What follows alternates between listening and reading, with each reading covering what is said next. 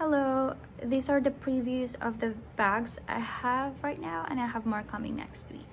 So this is the Burberry medium Clifton in grainy leather. It's brand new. This is the Louis Vuitton, imprint in noir color, also brand new. This is the Manhattan monogram Louis Vuitton in new model, also brand new.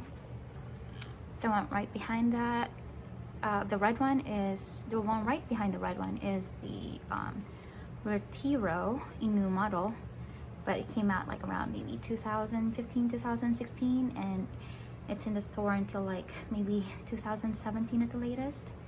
It's in noir color, also in monogram.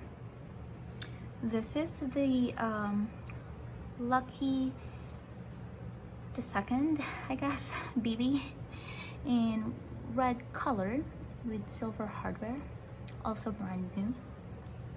And the Mahina Gallet in pebble, perforated, which is laser, if you can see that. Yep, also brand new.